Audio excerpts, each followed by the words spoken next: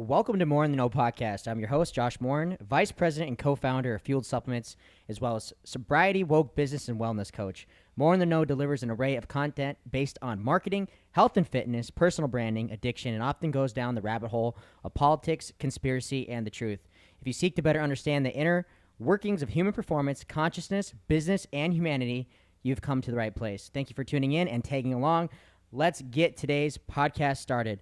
What's up? What's happening? All more in the know listeners. I am your host, Josh Moore, and I'm joined today for episode number 7 by two professional MMA fighters, Braun and Deric Flores. Say what up, fellas.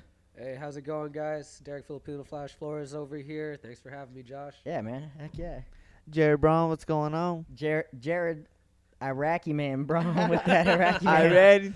I ran with is an that, N. is that your heritage? Yes. Yeah. It's Persian, actually, so there's like Prince of Persia. two, thank you very much, two subcultures within Iran, and there's Persian or Syrian, and I am Persian. Okay, all So right. you go. See, out here, I'm just a jungle Asian, dog. What that means is I'm just darker on the islands. That's bro. what- hey, well, Filipinos, baby. The funny story that I have about Deric is, so I was gone traveling or something. My roommate Val was here, and I don't know how did because I was doing privates with Shelby for wrestling, Yeah. and then you guys were like, "Hey, I'm gonna come over and do some wrestling privates," or Right, what? right. I think the gyms were closed for whatever holiday. And then she Okay. was like, yo, I know these guys with mats. And I was like, oh, word? Obviously, I'm down to come through and see what's good with the Right. whole garage workout. And that's how I met Val. Okay. And we're showing her how to, like, single and all that. Right. Yeah. And, Well, yeah. Val told me that you came over and did a private, and I saw he even posted a photo of it, and I was like, "Bro, don't be jacking my privates," because I was working with Shelby. yes, sir. And yes, then, it's funny story is because he's like, all right, yeah. So he goes, yeah, the Filipino Flash. He wants to maybe potentially partner and work with Fueled Supplements. And I said, yeah, sure. Like I'll take a look into it, like whatever. Yeah, I came into the house, and obviously the lab's like right here. Right. So I'm like, yo, what Right. are all these jars? What's everything Right. got going on? Yeah. He's like, yo, dude, Josh used to wrestle. You know what I'm saying? Actually, I knew you guys from the mats. Actually, we used to do a couple practices together, but I didn't really like start talking to you specifically. Right. But Right. I mean, that's what we're talking about. Like Shelby did bring me over, and then I was like, oh, look at all this. What is Fueled Supplements? And once I kind of saw it, I was like, oh, I definitely got to see what this Right. dude Josh got going on. But you were out of town, so Yeah. And the really funny part about all that is, bro, I thought you were straight from the Philippines. How so? How so? What are you First talking off, about? you look like you are from straight from the. What do you mean, dog? Fresh off the boat is what he means. That- Yesterday. Yo, What's up, dude. Bob? Yeah, that's what I'm saying. I know And- quarantine. I need a haircut You- right now, you- but goddamn. This fool's got the nickname Filipino Flash. Val's coming over like, yeah, man, I was training with Filipino Flash. So I look you up, and I'm like, all right, okay, sure. I was like, does this yeah. guy speak English? You know, so straight up. Translator out here, bro. Dude, so when I came into Fight Ready and I saw you there, we had like one practice, and like I don't think we exchanged any words like our first practice. Yeah. And yeah. I didn't hear you talk. All I heard was Suhudo saying the Flash, or Filipino Flash. And then I was like, yo, dude, this dude's straight from the boat, baby. Straight off the And boat. then you meet me, you come shake my hand after practice. He's like, hey, man, how's it going? My name's Deric. And I'm like, this fool's white as hell. He's like, oh my god, Sir. By the way he articulates himself, he could probably do math really well. He's a straight A student. God dang. But I don't know, man. I don't know. I hope you don't take that racist. But I know, man. dude, there's a lot of foreign people in the fight game. You Yeah, know, so like 100%, if you were to tell me, yeah, Jared is straight from the Middle East, I would like. Jared, can we talk about your real name, Jared? Actually, Oh, let's talk about Right your real away? name. You want to get into that All right, right so away? I think we dive in. Shit, We what's dive up? down the rabbit hole. okay. That's what this podcast is about. Okay. More than dives down the All rabbit right. hole of conspiracy and the truth. So, So- what's the truth, Jared? Okay, so it's not like got your it's two not different licenses okay. or what? Hold on. Yes, so I have 2 different licenses. Terrorist. Basically, no. So Whoa. basically, what happened was when I was younger, my father got out of my life rather quick, and so like I had a stepdad from like a really young age, like 7. Right. So like he was always kind of someone that eventually like I saw as my dad. Like, he raised me and gave me most of the values and, like, most of my, like, hard work ethic, I would say. Because, like, honestly, one time when I was in high school, my junior year, he went to California by himself, like, lived in a hotel just because that's somewhere where he could work. And we were still in Illinois.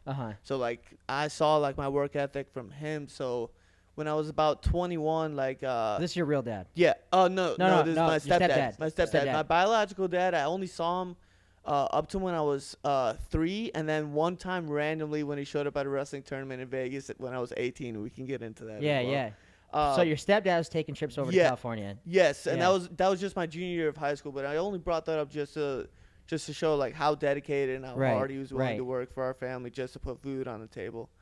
So like I asked him to adopt me, and since he adopted me legally, that changed my last name to Braun. So beforehand, legally, I also switched around my first and my last name because my first name is I'm talking very Persian. Like we're talking like I wouldn't say like in the same way that John is in America, but like it's very close to that. So my first name legally before I switched it to my middle name was Iman, and it's spelled E-M-A-N. So most of the time, you look people like would, a fucking people would just call me E-Man because that's how it's literally spelled. So I was like, all right, like I'm cool with that. Right. But my middle name was always Jared, so like that's what I went by. Right. And that's what most people had like come to know me by. So like by the time I was ready to switch around my last name, when my dad adopted me, I was like, you know what, might as well just make this easy and just switch around to my first name as well. Because on top of that, I'm not gonna lie as well. Like honestly, like let's be real, it sounds way more professional and not gonna get me some stuff. If my name is Jared Braun, that sounds like a white guy. But Iman Parvinmir, don't sound like a white guy. What he's yes, saying is that is 10 letters. If he was trying to go to UFC, he's Jared Braun. He's right. trying to go to ONE FC. Iman Parvinmir will sell, dude, in one, but in the UFC, you know what I'm saying? Yeah. But no, I was more so thinking of like my professional career after college. Right. It just sounds a lot easier to work with rather than having to deal with like any sort of prejudice. Stigma. Yeah. So might as well just get it out of the way. Right. You know what I'm saying? So that's the story of that. So your real dad came to a wrestling tournament when you were 18. Yes. And so his last name is what? His last name was Parvinmir. Parvinmir. I know how to spell it very well because I can't tell you how many times I've had to spell it throughout my life. And so when did you legally get your name changed? I was 21. Oh, okay. Yeah, so I was much older. So it was after my first year at Wartburg College. So like when I came back, it was so odd. My coach, like to my teammates for sure. My coaches, like at first, like they understood, but like it was still odd because then like when they would announce my name, they were like, "Who?" Because like my name last year was Jared Parvinmir, and then like if you literally go type in Jared Braun into Google, you cannot find me on the Wartburg roster. But if you type in Jared Parvinmir, you can find me on the Wartburg roster. So this fool. Yeah, and so like honestly, I'm not gonna lie, like that actually like I'll get into this later, but anyway, like my dad showed up at a random tournament when I was 18. We were in Las Vegas. There's a tournament called it's like a team tournament. It's called Desert Duels, and they host it at the Flamingo in Las Vegas. And I remember like warming up for my first match. I was the lightest guy, so I was 125. So I was the first match, and I was the room they had it in was in like a ballroom, so it's rather small. And I'm just walking back and forth on the mat, and I'm looking at the guy. Like there's like probably 5, maybe 6 seats in the front row. And I'm like looking at this one guy, and I'm like, man, this guy looks so familiar, but like I can't put a finger on it. Like I'm just like maybe I seen him at a different wrestling tournament, because just like we were talking earlier, wrestling community is like everybody knows everybody. Right, so I was like, maybe this is just some guy that's at a lot of wrestling tournaments, and I've seen him. And then I swear, right as I took off like my pants, like to get ready to go out there to wrestle, I put it together, and I was like, that's my dad. And I was like, oh. I was like, what? Yeah, for real. I was like, what?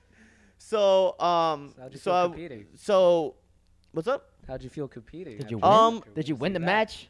Believe that's it or a not, huge moment, man. believe it or not, at the time I was ranked third in the country and I got upset. Damn. First match. So that was terrible. Second match, I ended up wrestling some kid from D2 and ended up winning in overtime. The third match, I ended up losing as well. And then I want to say in the third match, like I kind of got messed up because like I want to say like the kid took me down right away, and just like the fact that like it kind of messed with me, like that he was there, like I just like Yeah. broke How did that? fast. How did that play a It's- role? It just, to me, it was odd because I was like, I hadn't seen him since I was 3, and the reason why I was more nervous is because you have to understand, being Iranian or being Persian, being a wrestler is like being a football player here. Like, Right. it's like that's the number one sport in Iran is wrestling, Right. and like the culture is so rich in wrestling that, believe it or not, after the tournament was over, when I went to talk to him, that's why he basically had shown up, is that he told me, he was like, hey, like, I've seen, like, your matches on YouTube. Like, I was in the finals of nationals, like, my senior year. So, like, if you just Google my name, like, that'll come up, like, when it was Parvamir. So he's like, I've seen, like, you wrestle, like, and, like, my family thinks it's, like, very honorable. Like, I'd like to, like, be in your life now. And I was like, dude. Why now? Yeah, I was like, dude. I was like, the desert duels, bro, yeah, in Vegas. I was This like, is when you bro. show up. Yeah, it's not Yeah, about I was riding like, the I wave. just got like, Timing is everything, huh? I just got, honestly, I was like, I just got upset. Like, I'm probably Right. gonna lose this rank. Like, and I was a freshman at the time, so I was obviously more obsessed with the ranking, because like obviously I was at a school in Iowa, so being a freshman and ranked third in the country was like, I was walking around like I could shit wherever I Yeah. wanted. You know what I'm saying? Big But dick in it. exactly. And Yeah. at the time, I was much more full of myself than I am now. I'm much Right. more of a fag. So. Right. But Shout out yeah, to all so the gamers. yeah, not in that, not in that term, like not in that way, not in that way. Yeah. More so, like I was more of a loser. I feel like you. if I I met understand. me, like now being 25, I met my 18-year-old self, I'd be like, I don't even like that guy. Right. I think we all can attest Yeah. to that in some sort of way. Yeah, for sure. You look- you I look would be back like, on- I really, actually, I would probably like, I'd probably want to kick my own ass. Probably. You know Same. what I'm saying? 100%. So- Yeah. Yeah, the ignorance Yeah. level at Ignorance 18 is years real. old, especially when you're tough and especially when you're having Yeah. success in a sport that is Sure. very ego driven. Yeah, and we're out in Iowa where they think wrestling is it. You Yeah, know what I'm life. saying? There's nothing else. So Yeah. Very interesting, man. So, Iman? Iman? It's Iman. pronounced okay. So like if you're gonna say it with like a Persian accent, it's Iman. Iman. But if you're gonna say it with American accent, it's just Iman. Iman. I like Iman. Iman, baby. Pa- Let's go. Parvamir. Parvamir. Parvamir. Okay. Iman Parvamir. And Deric, the Filipino Flash Flores. What's your middle name, bro? Is this your real Actually, name? actually, Derek's not You even wanna my get on real my name, case? dog. Oh, what Derek's is your not real even my name? Oh. This is what this has become, huh? Nah, so look. Are we on Jerry Springer? So look, I mean, it's Deric Filipino Flash Flores, right? Well, here's a funny thing. My real name is Federico, and I'm actually the third in my family. So, I think I knew that. yeah, but like you, Jared, my dad hasn't been. My real dad hasn't really been in my life, so Sure. I don't really want to go by Federico. Got you. If you break down Federico, right in the middle of it is how I spell Derek. Federico. Oh. That's how that comes out of that. Deric. Yeah, Derek. Yeah, I see. pretty much. Shoot, where was I Shout out going to the with that? moms out Yeah, there. shout out to the moms Man, out there. single I'm moms. telling you, man. Making it There's, happen. foreign mothers, dude, are incredibly tough women. Grinders. I mean, how many brothers and sisters did you guys have? I have two. I got one half brother and Uh-huh. one full blood. I'm the oldest though. Right, I got 5. I got 4 other brothers and 1 sister. right. I am the second oldest. So that just goes to show, man. I'm telling you, foreign women are super tough. Yeah. Dude. Shout out to the foreign women out there. I have a really good friend of mine, Cole Mendenhall, who's dating a girl from Poland, and she really opened my eyes to the foreign market, man. Oh yeah. more or less, just like they're quality women. Listen, believe it. if it ain't foreign, it's born. These American women, dude, I'm telling you, Spoiled.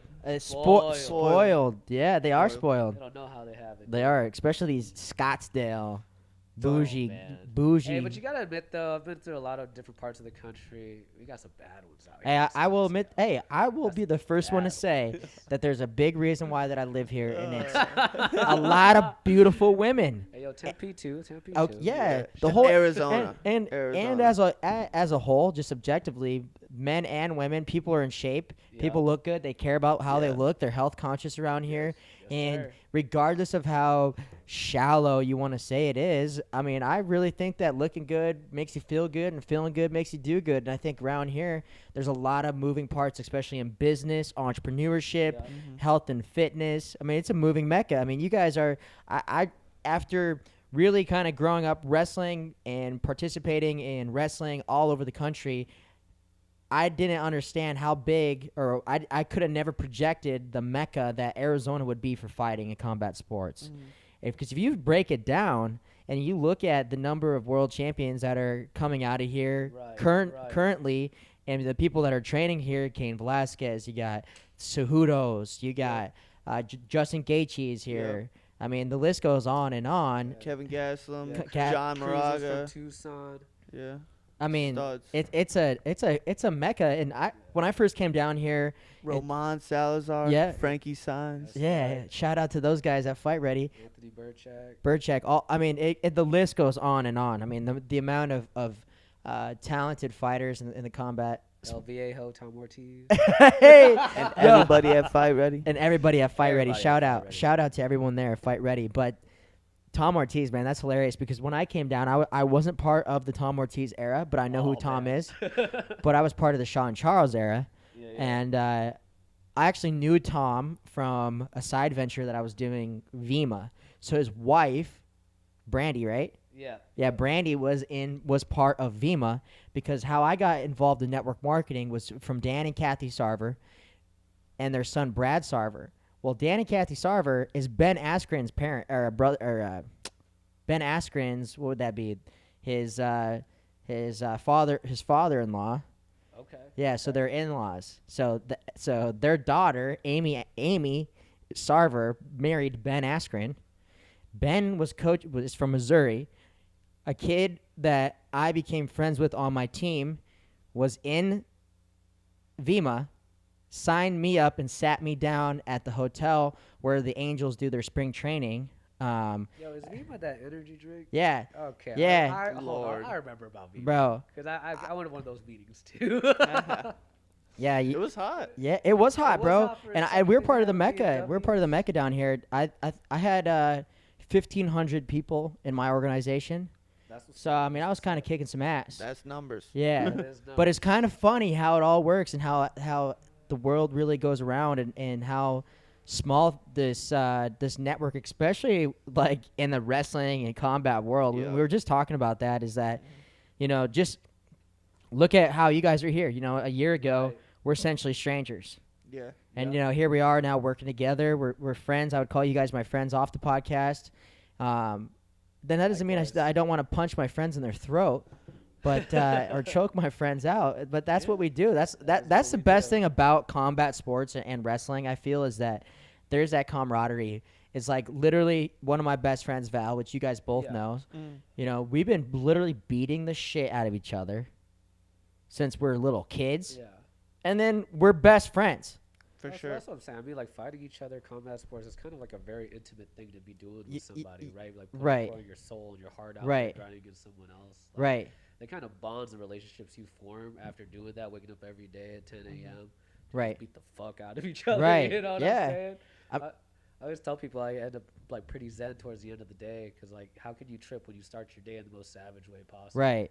You know, Right. Nothing can phase you. It's structured violence. It's like violence with this in a symphony, because it's not like I remember my dad used to bring me to Hastings when I was a little kid, and he used to let me rent the first UFCs on VHS, Oh shit. and so I've pretty much watched all of the UFCs starting when I was a little kid. That's Said super no sick. gloves UFC. Yeah, dog. yo, Said my no weight class my dad UFC, loved it, dog. bro. I remember. One martial art. Yeah, Yeah. I remember like getting out of school and like whatever we had going on that day, and I was still pretty young, so maybe we had practice or whatever. And he'd be like, "Man, like we're gonna go to Hastings and we're gonna rent some movies." Like, well, like that used to be the big thing, Hit go the to blockbuster. the Blockbuster, Oh, you know, man, shout out Blockbuster. yeah. So it's essentially the same thing. Hastings is just a smaller Blockbuster, Yeah. and he'd bring me there, and I'd get all pumped up and fired up, and he'd be like, "Well, what do you want to rent?" And of course I wanted to rent the UFC, man, fighting, you know? It's real. It's a real he- deal. And he loved it. My dad has been, a street fighter his entire life, and that's all he wanted his kid to do, you know? And obviously he was a pretty violent human being, but thankfully he exposed me to fighting at a very young age. But I remember watching those first ones, and I don't know if I would call that an art. No, that was pretty savagery. That is just that's really all it is, no man. weigh-ins, dog. A street fight in a cage, basically. Yeah. Now it's obviously very more Right. structured. But actually, speaking of Mr. Morin, I saw photos of you in the cage. I want to Oh, say at a young oh. age. Let me interview you, sir, for a minute. You want to tell me about that? Yeah, man. Actually, it's kind of a funny story. So this was so I was a junior in high school. That would be 2010, Okay. 2011. Okay. And so, like, think about 2010, 2011. Like, fighting was obviously still was prominent, but it wasn't like the cool thing. No. You know what I'm saying? Not yet. It didn't like really explode. Like now, everybody and their brother has cauliflower ear Yes. because it's the cool thing now. Yes. Back then, dude, I remember it was like me and then one other kid, Cole Not Mendenhall, much, yeah. in our school with cauliflower ear, and everybody thought it was like the weirdest shit ever. And like you're kind of like an outcast. And, like Yes. nobody understood like what that meant. And you're just like, man, yeah, I don't know, man. Like I don't really know how to explain to you, but this shit is the toughest shit that you can do. And so, like that in itself was like, all right. I started training in this like dungeon basement gym, For sure. and there were some guys that had like just got into the cage, you know, and they were like throwing fucking fights at the hotels, you know. And so my junior year, I actually, so I have 8 losses in high school. 5 of them came my junior year to the same kid. And I lost to this. I beat him one time, and maybe I'll tell that story some other time. But all 5 losses came to the same kid the same year. He actually won his 4th state title. I lost in the state finals. It's the only match that I'll ever say that I got fucked on. Yeah, you're And- salty, huh? Yeah, I'm still, man, to this day. I mean, you could watch Forever. watch the tapes. It's on the Rousers podcast or the Rousers documentary. The footages. You guys can be the deciders on that. But long story short, so that happened my junior year. I lose in the state finals. And after that, dude, I just went on a tear. I remember like calling his house and like I wanted to kill this dude straight up. And so I was like, all right. So I ended up going to high school nationals out in Iowa, and I All-Americaned out there in high school nationals. Nice. And I actually wrestled an Izzy-style kid when I was out there. Oh, yeah? What was his name? Yeah, I don't remember. I'll have to look up the brackets. Please, I would Yeah, love I'll to. look up the brackets. Yeah, because Stalk 'em. because I kind of know Izzy. Yeah, no, we went every yeah, year he would yeah, take us. yeah. So because I was wearing a Great Falls High singlet, which was the high school that I wrestled for, and Izzy's like, man, are you from Montana? And I'm like, yeah. He's like, do you know Cole Tolliver? And I'm like, yeah. So Cole Tolliver, dude, he was a bad dude. Cole used to go back and forth with Jimi Hendrix back in the day. No shit. Yeah, and he was from my high school, and him and Izzy were buddies. So it's just kind of a small, like once again, small For sure. world. Wrestling. So I went out to high school nationals, and I placed. I All-Americaned, and then after that, it was like I just had gotten back, and I was like, all right, I'm gonna take a fight in August. This was still like in April or something, right? Sure, Like, not yeah, that long. yeah. So I was like, I'm gonna take a fight in August, and I'm just gonna go train. I'm gonna learn how to box. I'm gonna train, do my thing, right? Oh, yeah. And so I started training, and they're like, yo, next weekend there's a fight here, and they're looking. Smokers, baby. They're looking. No, it's a straight up cage fight. Oh, shit. Yeah, they're looking for an amateur 135 pounder to fight a guy who I think he was like 2-2. Let's go, Josh. And I'm 17 at the time. He was 23, and they're like, and I just remember like, I'm in, dude. So it was like, it was like, I think it had to have been close to like 10 or 11 days notice.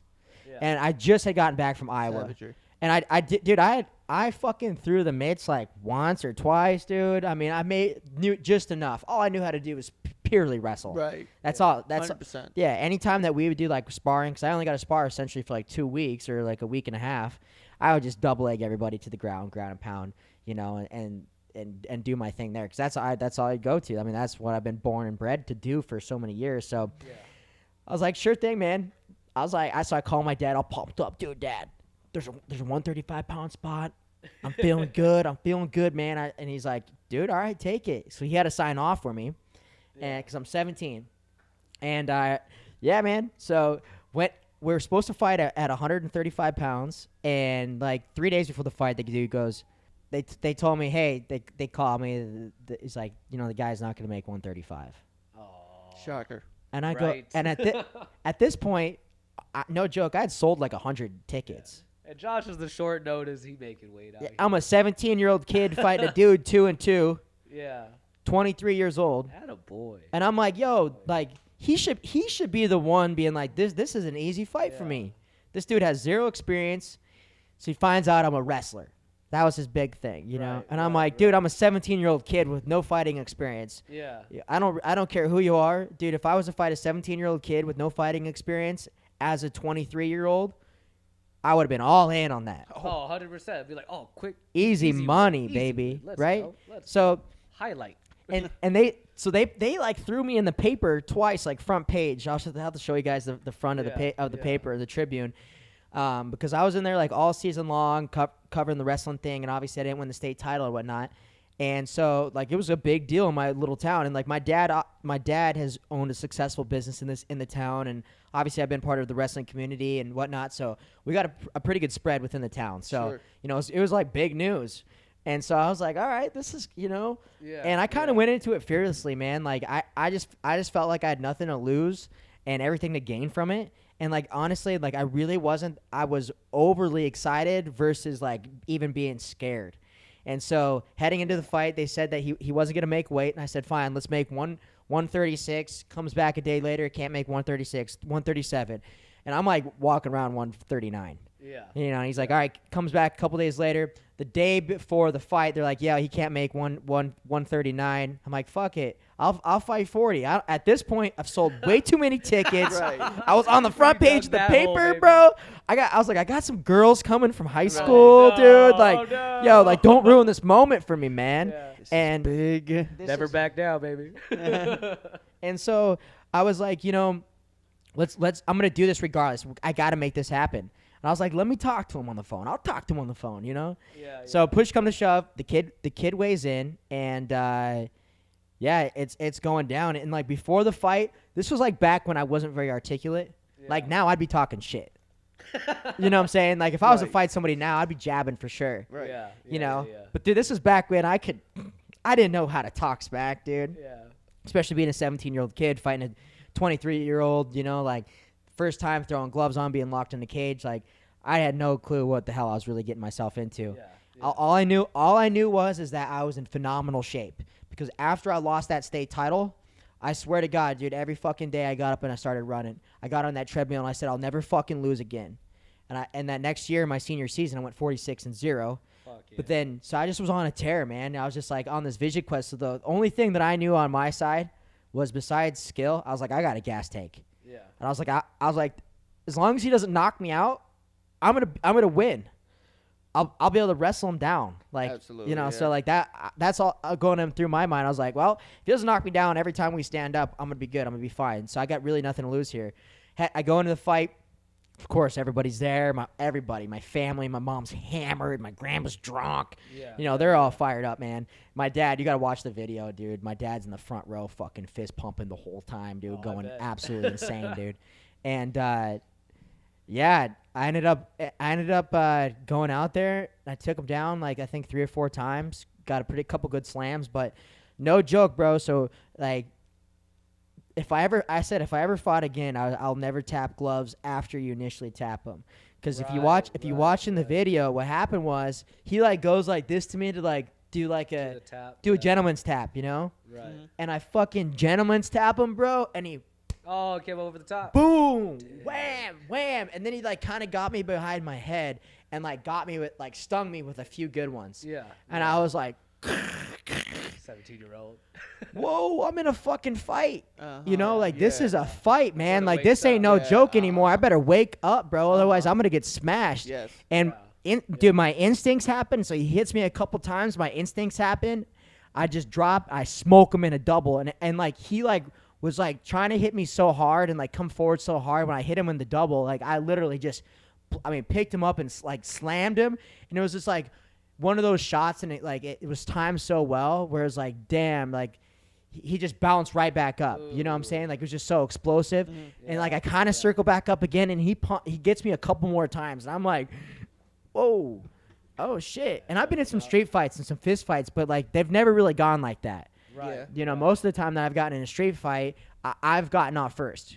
Like, I'm usually the first to throw. And so, like, I've never been in a situation where I've kind of gotten, like, fucking rocked. It's like real back and forth. Yeah. But it was, like, like a 10-second exchange, nothing yeah. crazy. But I was like, all right, dude, I need to wake up. This kid, like, means business. He's really trying to hurt me. And so, push come to shove. I ended up taking him down a few times, ground and pound. I opened up like one good time, real good. Started really putting a handful into him, and then he just didn't return the second round. Wow, dude. Yeah, He just tapped. he just quit. Just quit. Yeah, Wow. he said he broke his ribs. Said he broke his ribs, and that was Just it. kidding, I don't remember That this is what guy. we call a Story. tap. That is a submission, sir. So that is the glory. And you know, after that fight, I met there's a girl who had her dad had a table front row. I ended up dating that girl for 2.5 years after that. Oh boy. Winner, chicken Winner, dinner. chicken That's what I'm dinner. talking about, man. That's cool. Yeah. man. So that's my fighting story. I'm 1-0, Yeah. forever undefeated. Retire the goat Forever. I'm retired. as the goat. I'm as the Five-star general. as the Great Falls Heritage Inn goat, dude. Like, Go. you know what I'm saying? Like some backyard Montana shit, pretty much. Hell yeah. 1,500 people, maybe. yeah. You know, packed into some ballroom in a hotel. For sure. I'm sure you guys have all fought in places like that. Small places. Yeah. Honestly, though, like that atmosphere gets pretty rowdy. It does get pretty rowdy. Yeah, it just gets loud because it's such a Small, right? So Yeah. small. Yeah. Have you guys any of you fought like in like your hometown or like close to? Yeah, I got to fight actually in Chicago relatively recently, June of last year, so June of 2019, Uh-huh. and that was pretty cool because it was downtown Chicago. It was at UIC Pavilion, so Okay. that was like a place that like obviously just like being from Chicago, walking around like I've been past, so like Right. being able to compete there was pretty cool, Right. obviously. So Did you get a good family come out, show out? yeah, family came out. I Yeah. had a good amount of showing from Nice. last 2 years of college. I went to Yeah. Elmhurst College, so that's right next to Chicago. So had a good showing from them as well. So it was cool. It's good energy. Yeah, it was cool to see to see so many people there. Right. So In support. yes, absolutely. So That just feels good, you know. I mean, I'm sure you guys can. It's one of those things where, you know, wrestling doesn't really have that until you like make the national tournament but there's a lot of tournaments and a lot of grinding that you go through that not many people are there to support, and it's not really glorified. And then now you guys are in a sport where it's like, you know, and it's really cool. It's really cool to see, coming from my wrestling background, and I know Jared wrestled for a long time. I don't know much about your background, Deric, Yeah. but more or less like, you know, wrestling was just has kind of always been like an outcast, and like, you know, like not really that cool of a thing to do. And the prominence, the domination that wrestling and wrestlers have in mixed martial arts has made the sport now become quote unquote cool. One dude, you took the words and my exact thought process out of my mouth, because when I started first in like 7th grade, I was getting made fun of. Oh, you wearing tights and leotard you and touching- this, that, and you the touching other. another You guy. touch other men. Yeah, you like it? Yeah, you know what I'm saying. Like, but like, and now, like thinking now, like with the environment for wrestling and stuff, like going back to high school, like people would be like, oh my god, like you guys are such badasses. Because, dude, that's the way that they look at it now. I'm like, dude, it's cool to be a wrestler now. Right. People are like, Yeah. oh, you wrestled? I'm like, yeah. And I'm like, wow, this is nice. Like, it's a good switch. It's a Right. good switch to the paradigm, because at least we're finally getting the respect that we deserve. Like, I know there's no money in wrestling, really, unless you're, like, the top guy. So it's cool to see wrestlers at least get the respect that they deserve. 'Cause Right. like, Right. Yeah, that's kind of funny that you Yeah. say that, just because I mean, unlike you guys, I didn't really have a wrestling background. I was kind Right. of like a punk skateboarder kid. Yeah. So I was, Yeah. I was definitely one of those that were Yeah. like, oh, y'all just hugging each other. That's funny. Y'all ain't gonna slide That- each other. yeah. You know what I'm saying? Y'all Right. ain't gonna push around. Like, what is this wrestling? You know what I'm Right, saying? right. Y'all gonna get sweaty. I mean, my background is, I mean, like straight up, just watching karate and Mortal Kombat on YouTube, fighting in backyards, Yeah. drinking, causing a ruckus, that type of kid. And then I did wrestle my varsity year, and or my senior year, and I got varsity just because I was just dumb strong for my size. Right. But I mean, I was a troublemaker, man, so I didn't really finish out the season. I got Yeah. suspended. Okay. Dur- Skate. during that process. Said to you Classic. later, Yeah, boy. yeah, She that said to you, kid. she But likes to skate, no, boy. I mean, it's also crazy that you were talking about how you took your first fight on like 10, 11 days Yeah. notice, because being that punk kid and like starting to like really train again, a little boxing and Muay Thai. I took my first MMA fight on like, I remember 9 days. A Yep. similar thing. You went Yep. against a guy 2-2. I went against a guy that said that he was like 1-1. Right. And we looked him up like a couple days earlier, and he had like 6 fights.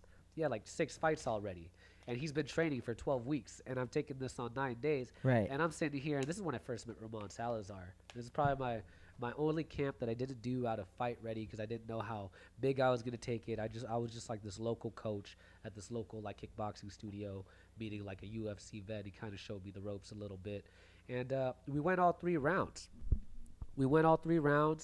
And it was pretty back and forth. We dropped each other, stunned each other a couple times. I remember I ended up taking his back, but having no real wrestling background, he just kept taking me down, and I didn't know how to defend a guillotine. I had never done too much jiu-jitsu, but I was tough enough to know to like not tap Right. and stuff. And then, after that, same with you, how you went your following season, 46-0. I mean, same with me. I was undefeated for 4 years after that. I started my amateur MMA career at 0-1. And Right. then I've been on a tear after that. After my next fight following, I finished everybody I seen. So, I mean, I feel you starting off anything with just a little chip on your shoulder. Like, I'm really glad that loss came. Yeah. You know? Right. I wish I could go back and shut my mouth about wrestlers, because, like, to this day, I'll be going to practice. It's like the first time I meet Jared, man. I've never met a human. I just think all wrestlers are retardedly strong, by the way. Sorry I used the R word, but Right. it is dumb strong. Right. I'm around like a lot of athletes, and I remember just going like, over under simple positions. I'm like, yo, what is this? What do you be doing? Functional training? What is all this crazy stuff you be, Time over tension, man. Right. But I mean, like, that's also another reason why I've never left Fight Ready. It's such a wrestling-based gym. I've never Right. had that as my background in my pocket, and now I catch myself doubling everyone that I Yep. see when I compete, and it's crazy how that's changed my style and how important wrestling is to be a foundation Right. of people's combat. When did experience. you get to Fight Ready? What year? I probably got to Fight Ready probably 2015, 2016. Okay. I'm training regularly on. I'd like to say I'm OG Fight Ready. Yeah. I've had a lot of people change in and out of there, but Right. yeah, man, Fight Ready's just it's been my home since I can remember. I've done all my camps through Fight Ready. A lot of people are coming now. Yeah. From all over the Right. country. We got Korean Zombie. We had Yair stop by. Who else we had stop by? Jared. We had Valentina Shevchenko with her sister Antonina. yeah. Yeah, you're doing just some training with them lately. Yeah, we Yeah. did. I did like 16 days straight with her. It was pretty cool with just Antonina. Because Yeah. Valentina was hurt. She had like some sort of knee surgery, but Uh-huh. Antonina was gonna fight some girl who's very, very good at jiu-jitsu. So we are just working a lot, takedown defense, Right, right. defense. So But did the fight happen? no, cause Corona. El Corona. Oh, Corona. How are you guys dealing with Corona? I know I went over the other day to Mr. Roman Salazar's place, and he's running a lot of the strength and conditioning and things. Yep. I know that you guys don't have access to mats right now. I don't believe you do, or limited access to them. Very limited access, especially that no one really wants to be Right. touching on each other like Right. that. Mhm. Getting that Right. But the show goes on though, man. Show does go on. And Absolutely. I mean, it's just one of those things. Regardless, it's just you got to be relentless.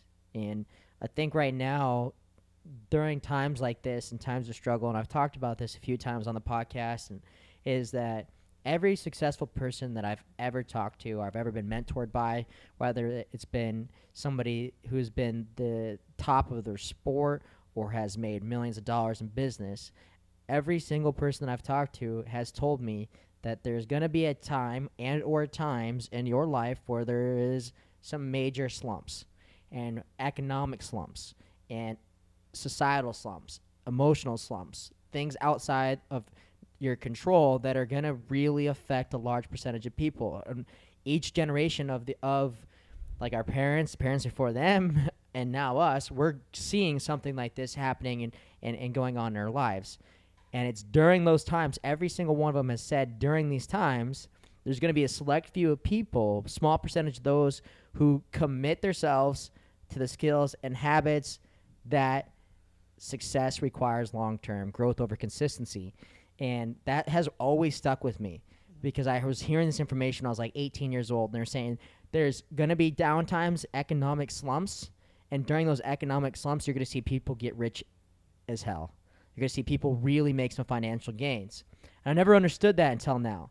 But now I can relate that to business as well as I'm sure you guys can see at fighting, combat sports is, what has the last 5 weeks probably been able to make to space the last 5 weeks has forced you into is developing your skill set even more. And maybe not throwing punches, maybe not throwing kicks or wrestling or down blocks or whatever it is. Maybe it's something in the mind aspect of things. Do you guys feel over the last 5 or 6 weeks or so that you guys have made any conscious shifts, any paradigm shifts or anything like that within the quarantine? It's interesting that you're talking about this quarantine and stuff, and I just feel like people that are going to overcome and adapt, especially in our sport. Like I always like to say that there's martial artists and there's fighters. Right. Fighters being the only train when they have the fight. Right. So I'm gonna guess most of those people are probably taking this time to maybe work on other stuff. But right. a true martial artist is gonna wake up every day. Right. And always chip away at striving to become better. Right. So out of the 1% of us that do compete, there's going to be I'm excited to see people come out of the woodworks and see what they've been working on. Right. It's kind of crazy looking up on Instagram and watching everyone train a little differently. Right. When their hands not being held, coming to practice type of thing. Yeah, exactly. It's going to be crazy when everyone's back on those mats and see right.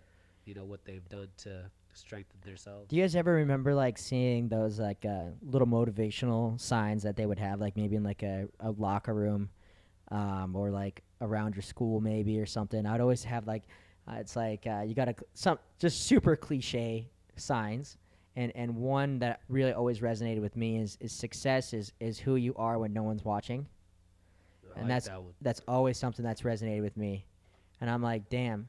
It's it's the things that people don't see, and it's the things that you don't have to be told to do, that eventually all of a sudden one day you get your chance, you get your shot, and then you're an overnight success. Mm-hmm. And honestly, to bounce off that, what you're saying about the whole quarantine thing where people are not able to have access to these mats and everything is basically on their own and they're self-reliant. To me, honestly, it makes me lick my chops more because I'm I know that there's people out there who are right now taking this time to relax and not right. training as hard. And to me, that makes me want to refocus, honestly, even harder on everything that they think that they've perfected and, we can kind of relax right now because people don't really have access. So people are probably chilling. But no, I'm trying to work 2 times as hard because on top of the fact that, number one, there's not much to do. So what else are you doing if you're a professional? And number 2, I don't have to work now. Right. There's no actual work. So I am literally focusing my whole full energy. To me, I believe there's such thing as spiritual energy, and the people that you're around either feed into that or they pull away from that. So now I can feed that whole life force of energy into those 2 solid workouts and completely close my mind off to everything else because number 1, there's nothing to do. Right. And number 2, I don't have anything else to do. So I don't have to worry or think. I can completely be in that moment 100% and go even harder. And I can't wait for this quarantine to be over because I'm a wrestler. So we do 3 or 4 grappling practices a week, and I try to work on my jiu-jitsu extra. So Monday and Wednesday nights I do it with Bobby. So it's a lot of grappling. It's a lot of miles on my wheels, and right now I can't do that. So I've had to solely focus on my striking. And since I've had to focus solely on my striking, I feel like I've gone up like 1 or 2 levels just in the last 5 weeks of this quarantine. Right. Because every day I'm doing the same shadow boxing rounds, focused on 1 or 2 things, and we're just solely working that, solely working that, solely working that.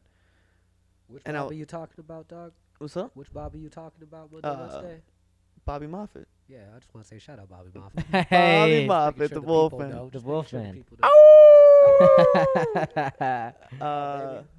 But yeah. Anyway, I was actually watching something about from Kobe Bryant earlier. Yeah, I saw that. Um, Greatness or what? Yeah, it was something like that. No, but if you want to get hyped up, speaking of what Deric said, there's a video that I used to watch even before Kobe died. That always, like, no matter what, like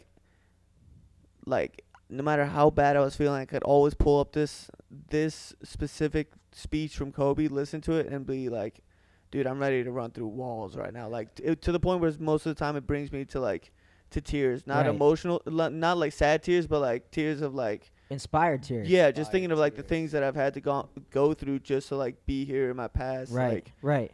from workouts to like life tests to like people trying to stop me for no reason. You know what I'm saying? People just basically being haters. So, but yeah, look it up. It's called Cost of Greatness. But anyway, I was looking at something by he was talking about some other topic about how people basically can't.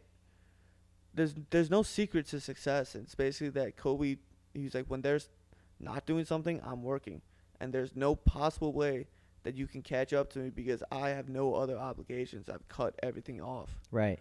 Yep. This is the only thing that I care about. And he was saying that it's not that he doesn't care about losing, is that he's so obsessed with winning that it doesn't matter what the cost is, he's going to go ahead and pay that. That's what, if you'll truly, if you listen to that video, Cost of Greatness, you'll understand. Right. That Right. shit'll give you goosebumps. Yeah. Yeah, For I sure. love it. Literally. It's Yeah, the man- sacrifice of anything. The prize is always in direct proportion to the price. The bigger Yes, the sir. bigger the prize, the bigger the price that you must pay. Yes, sir. And that's it. I mean, I mean, really now where I'm at, you know, and this is why I really love still being connected to the wrestling and combative world and athletics. Obviously, I've been born and bred, and my career has been so rocky, more or less, with injuries. And that's something that I really never was able to get the full shot at it. But now that I'm not in that realm of competing anymore, I'm finding ways each and every day in my business and in my life to be able to have that same similar mindset and apply it to business.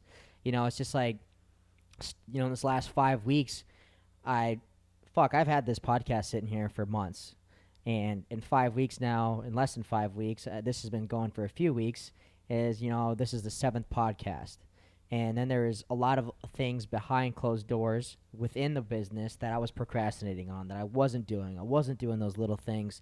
And I was maybe spending the time doing something else. Maybe I was going out and hanging out with a friend. I don't drink or smoke anymore, so I wasn't really wasting any time doing those two things, but I was still definitely spending time doing things that wasn't going to be directly reflected back into what I really want in my life.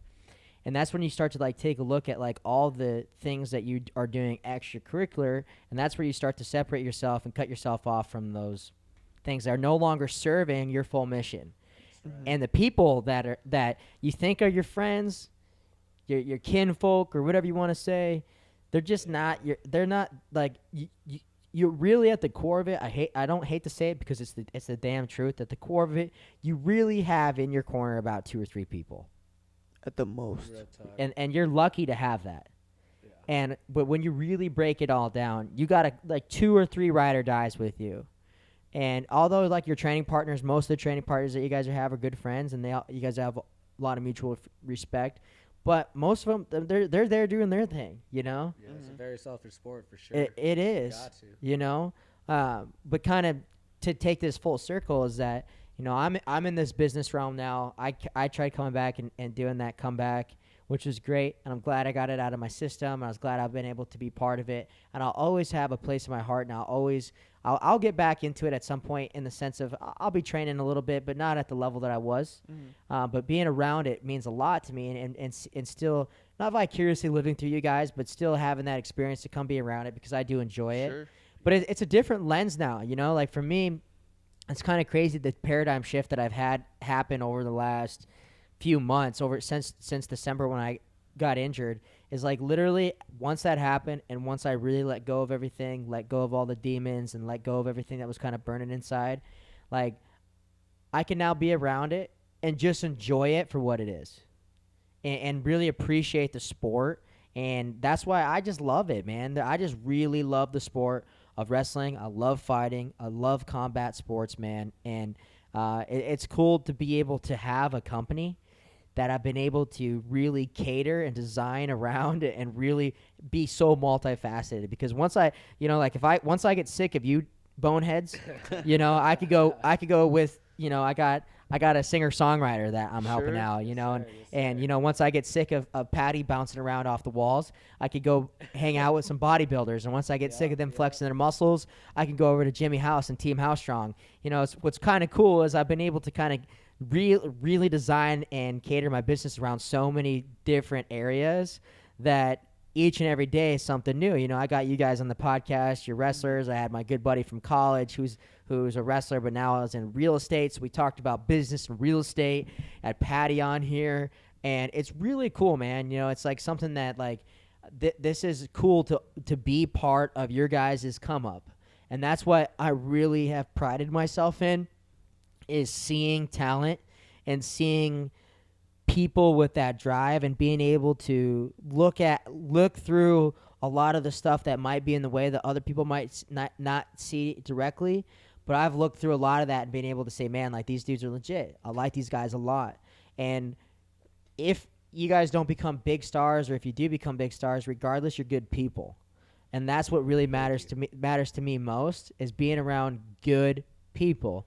And they say you're the sum of the 5 people that you hang around most. And I'm just trying to surround myself with good ass people. It's just kind of like you're talking about that spiritual energy, that chi. It's that chi that you have, when you're around those people, and you can feed off that chi and feed into it. And there's also some bloodsuckers. Yep.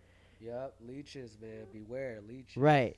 And obviously, like you were saying, it's a selfish game, man. Selfish game. It's a selfish game. So, it's one of those things where there's a lot of people that are out for themselves, but a lot of people are in it to help other people out too. And you just got to find the right people and surround yourselves with. And I think you guys really have an awesome family over at Fight Ready. Absolutely. How would you compare it to? Have you trained at? You've been there for in its entirety. Yeah, I've pretty much been there my whole career. And then you didn't start there. No, I was with Izzy out in Chicago, and then we went mainly to Root for Sport up in Milwaukee. Right. Like a lot. So I spent a lot of time with like the Pettis brothers, and started basically in there. Not so much learning like striking or anything, because most of the time Izzy would just take me in there as like a practice partner for sparring for them. So I would just go in there full guns blazing. So, but definitely the atmosphere was super different when I initially got to Fight Ready. Right. Talk about that a little bit. To be honest, when I initially got to Fight Ready, I was like, man, maybe I should have stayed. Yeah. Because don't get me wrong. Okay, number one, we only had one practice a day. I don't care where you're training. Like I would come back later in the day and like do the general classes just so I could get 2 a day. But I don't know where you're training, where you can train 1 time a day and be a world champion. And number two, listen, if I'm trying to learn something from someone, I want to learn from an expert. I don't want to learn from someone who's also basically on the same level as me, who's trying to learn as well. And we didn't necessarily have all the experts in all the facets of MMA. We had basically one coach who's trying to be a full-blown MMA coach, and unless you've been a MMA world champion, I probably don't want to hear it. Right. But then, like, very quickly, because when I got there, I want to say it was November of 2018. So it was just before. It was right after Henry beat Demetrius, but right before he beat TJ. So that's right when I got there. So I started going in there, and then once Henry beat TJ, we got more stuff, more coaches, more attention. After Henry beat Marias, we exploded, and like just to know, like the amount of people that knew about Fight Ready and wanted to come, and then we had Coach Eddie Chaw come over, which brought over Korean Zombie and a whole herd of Henry Corrales. of guys from the lab. Yeah, Henry Shout out to Corrales, Henry. Yeah. Hunter Zur, Right, you know, right. That's Montana boy right there, baby. Jonathan Pierce, Yep. you know what I'm saying? Luis Saldana, like they brought over so many just studs. Like Right. literally, we're talking like not just horses, but we're talking like race horses, like Right. stallions. Yeah. So it made, and then on top of that, we got all the power MMA guys, Ray Waters. We got Bryce. Captain Joe. Yeah, you know what I'm saying? We got and just stud after stud just walking through the door. So it created almost like, dude, like I don't know if you guys have ever seen obviously the Disney movie Hercules, but when the planets align, Right. you know, Yeah, you know when the planets align, and I felt it. Like when it happened, it all happened at once.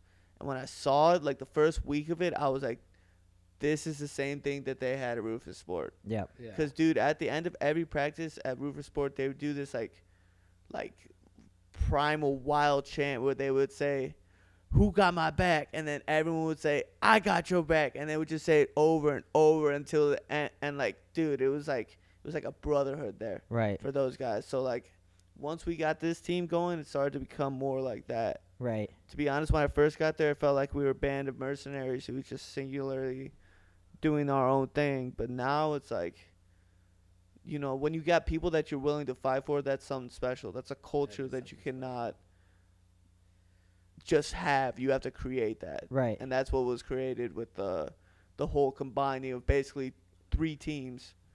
And then, you know, we got Coach Eddie Chaw, we got Coach Allen doing our boxing, and now we have Coach Santino DeFranco doing our jiu-jitsu solely. And then on top of that, we got the freaking moneymaker. We got the guy that nobody else has out here in Arizona. We got Angel Cejudo doing wrestling, Right.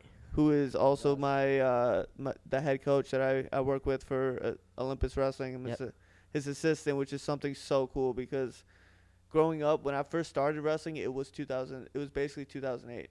So it was my first year, I got to see Henry win a gold medal. So now to think where I was, like how terrible I was first year of wrestling, and to think if someone at that time was be like, hey, like later down in your life you're gonna be coaching with that guy's brother, like I would like crap myself on the spot. Right. So it's almost surreal to me, honestly, sometimes, because no matter how far I get like in my career, like I always can look back and remember myself as a super unconfident, unathletic beanstalk with no muscles. Aman. Yeah, Iman. Iman. Yeah. And now, you know what I'm saying? Like, it's just sometimes surreal. So Right. I feel like what we got is something that I don't know how long we can, you know, maintain it, because obviously teams only last so long. But while it's here and while we're in it, I feel like the planets right now are aligned for Fight Ready to explode. As far as like, this is gonna be a whole wave of MMA. Like, cause most of our guys are very young. Like Hunter's just about to fight Khabib's cousin. Right. Like, and that's a fight that, you know, he could explode on. Yep. You know what I'm saying? So we just got all these guys like on the brink, ready to explode at any moment. So like, they're just all gonna go off like firecrackers, and it's gonna be one big Fight Ready 4th of July finales coming relatively soon. Get your popcorn. Yeah, get the popcorn. Get your it kids. ready. Get your wife. Tune in, because Fight Ready's about to take over. We about to blow. It's crazy hearing about all that, how you just got on like 2018, and like not even probably like 3 to 4 months, I probably left to New Jersey, and then during that time I experienced like the worst FOMO. I was like, oh my God, all these coaches are finally coming over to our team. Out of nowhere. Yes, out of nowhere. I was like, what is going on? I came here to, like, you know, just train and seek the best. I'm like, but everyone's coming back home. I was like, yo, forget the East Coast. I'm coming back. Right. I'm coming back. I gotta see this for myself, and like just coming back to see where it is now. Again, how Jared was saying, like 2-a-days, like it's crazy. I was just talking about a couple of friends of ours, Twin Dragons, who was just training over with who was his name? He was helping Volkanovski. With Yeah. the title fight. They were just over there. Jonathan and Joshua Yeah. Wang. Wayne Kim. They are absolute They're studs. savages, man. Savages. Coming up, Anyways, they're gonna be superstars too. So- Wait for them. Yes, sir. So I was talking to Josh, and I was like, okay, so you've been through a lot of different gyms, MMA facilities, throughout the world. And I was like, how does Fight Ready stack up? Because I forgot which thing in the magazine where it was like we were runners up to like City Kickboxing. Yeah, or it was something for, like, a based off year. like champions Yeah. and we had like Henry and Korean Zombie. Let's say Jakar, Right. Henry Corrales. Anyways, Obviously, they studs. were talking, and I was like, yeah, so how are we compared to like other teams? They're like, well, you guys are like a factory. And Yeah. there's one word to describe it. You guys just produce. Anyone that comes out of your guys' camp, you guys are just like the whole package, Right. pretty much. You guys aren't walking in there, and even if you guys have like your own personal holes, you guys already you guys are the type of team to game plan around those holes, and you're prepared Right. as you come in. Just hearing that from them, I was like, damn, that's how we stack up. Because here I am thinking, like, back in the day before we had all this help, like I was just like, dang, like kind of on our own. Yeah. Now it's like, wow, we really have it all. Right. Like for any one of us, it's like there's no excuse to Yeah. really have a hole going when- to a fight, when the- because when- all the help is there, all the world class coaching is there. Yeah, when the coaches come together and they put together a camp for you, they're actually very, very intelligent. A very intelligent set of guys. So Yeah. It's pretty artistic to watch. ve- them work. yeah, Yeah, honestly. I mean, that's what I saw. So it's kind of a funny experience of how I even got introduced to Fight Ready. Is I had some fighters training out of the lab, and so I was working with a couple fighters out of the lab, and so I was going over there for their wrestling practices. And I'm not gonna get into the whole story and my whole viewpoints on everything on here. Maybe Sure. at a later time, but push come to shove, I'm not gonna toot my own horn, but I deserve to be in a pro practice wrestling. Yes, sir. Yeah, I mean we're not. That's all we're doing is wrestling. I feel pretty all right in a pro Absolutely. practice, and I will say that there were some guys in their room that were some higher level guys on the totem pole that I was having some fun with. You know what I'm saying? And that's just part of it, though, man. I mean that's. I mean, we're talking just straight wrestling. I'm not saying that I could beat them in a fist fight or an MMA fight or whatever it is. We're just saying straight wrestling for wrestling. I can wrestle with the best of them. Absolutely. And so, I was going in there, essentially some bum off the street, walking in there, and dude, I'll just say that I felt very unwelcome. None of the guys would talk to me, except for like maybe a couple of the guys that I knew. And then I kind of had a weird situation happen with the head coach, Crouch. John Crouch? Yeah, Crouch, and I'll actually just go ahead and tell it, 'cause I mean, who the fuck cares?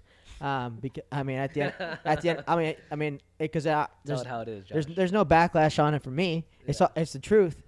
So there's this kid Blake the Builder. Bob the Builder. Yeah, actually, Blake Builder. He's an MMA fighter, 145 pounder. He's a hammer, man. He's super tough.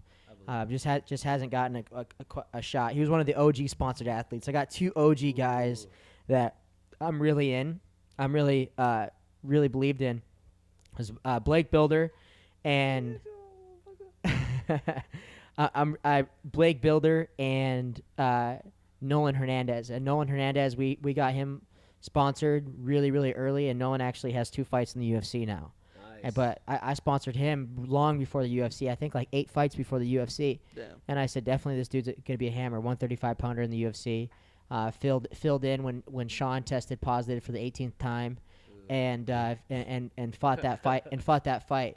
And so with all that being said, I just wasn't welcomed in there. And so Blake was going in there, and he had permission to go in there. And the sponsored athlete that we were sponsoring at the time had asked Coach if I could be in there for the wrestling practices, and he said yes, you could come in here on Tuesdays and Thursdays or Mondays and Wednesdays or whatever the wrestling days were. Sure. And so that's all I came in there for was those days. And when I was in there, man, I mean, you guys have been around me. I worked hard. And I trained hard. When I'm in a wrestling room, that's just I'm training hard, man. And I didn't feel like there was anything I was doing wrong. If anything, I was doing pretty all right against some of the guys in there, Sure. you know. And so, Yeah. and if anything, I'm sharpening these guys. You know, the best asset I truly believe for a team is, all right, maybe I'm not going to go compete, but if you got a high level wrestler coming in there, first off, when I'm going against your high level athletes, they are at a lower risk of getting injured going against me than they are against some of the other guys in there that aren't as good at wrestling. Right. That's just facts. When you're wrestling and you're going at somebody who's not as good and can't flow and move as well, Can't you're control their body. you can't control your body. You're gonna get hurt. And so I felt like I was definitely an asset to the team. And so one day after practice, I like two practices in a row, Crouch just give me like the stink eye, wouldn't say hi to me, like I just felt like a complete outcast, you know, like I wasn't supposed to be in there.